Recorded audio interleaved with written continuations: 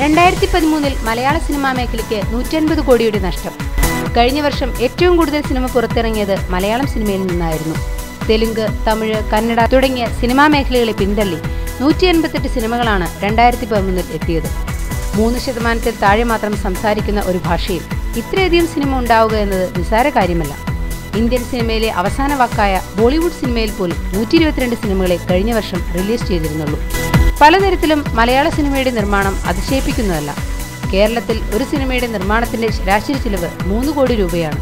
മറ്റു സംസ്ഥാനങ്ങളിലെ സിനിമാ മേഖലയിൽ നടന്മാർ 10 കോടി രൂപ പ്രതിഫലം വാങ്ങുമ്പോഴാണ് ഇവിടെ ചുരുങ്ങിയ ചിലവിൽ ചിത്രങ്ങൾ നിർമ്മിക്കുന്നത്. എന്നാൽ കുറഞ്ഞ നിർമ്മാണ ചെലവ് മാത്രമല്ല സിനിമകളുടെ എണ്ണത്തിലെ വർധനവിനെ ചൂണ്ടിക്കാണിക്കുന്നത്.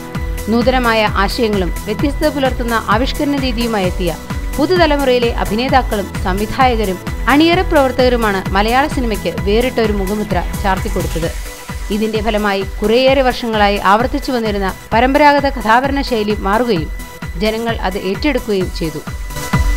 സിനിമകളുടെ എണ്ണം കൂടിയപ്പോഴുണ്ടായ പ്രശ്നങ്ങൾ. നിർമ്മിക്കപ്പെട്ട സിനിമകളുടെ എണ്ണത്തിലുള്ള വർധനവ് കൊണ്ട് മാത്രം മലയാള സിനിമയ്ക്ക് നല്ല കാലമാണെന്ന് പറയാൻ സാധിക്കില്ല. ഇത്തരത്തിൽ ആദ്യം ജനങ്ങളെ ആകർഷിച്ച പല സിനിമകളും പിന്നീട് ന്യൂ ജനറേഷൻ സിനിമ എന്ന പേരിൽ മുദ്രകുത്തപ്പെട്ടു. 188 സിനിമകൾ റിലീസ് ചെയ്തപ്പോൾ അതിൽ 25 സിനിമകൾ മാത്രമാണ് ബോക്സ് ഓഫീസിൽ വിജയിച്ചത്. 2013 മലയാള ചലച്ചിത്ര മേഖലയ്ക്ക് 150 കോടി രൂപയുടെ നഷ്ടമുണ്ടായെന്ന് കേരള ഫിലിം പ്രൊഡ്യൂസേഴ്സ് അസോസിയേഷൻ മുൻ പ്രസിഡന്റ് സുരേഷ് കുമാർ പറയുന്നു. ചവറുപോലെ നിർമ്മിക്കപ്പെട്ടുകൊണ്ടിരിക്കുന്ന സിനിമകളാണ് ഇതിന് ഉത്തരവാദികൾ. നിരവധി സിനിമകൾ ഒരേ സമയത്ത് റിലീസ് ചെയ്യുമ്പോൾ നന്നായി തിയേറ്ററുകളിലോടുന്ന ചിത്രങ്ങൾ ഒരാഴ്ച തികയും മുന്നേ തന്നെ മാറ്റേണ്ടതായി വരുന്നു. ഇതിനാൽ തിയേറ്ററുകൾക്ക് കാര്യമായ വരുമാനം ലഭിക്കുന്നില്ല. ഇതുകൂടാതെ അണിയറ പ്രവർത്തകരുടെ പ്രതിഫലം 50% വർദ്ധിപ്പിച്ച സാഹചര്യത്തിൽ കഴിഞ്ഞ 1-2 വർഷമായി സിനിമാ നിർമ്മാണ ചെലവ് 25% കൂടിയിരിക്കുകയാണെന്നും അദ്ദേഹം വ്യക്തമാക്കി.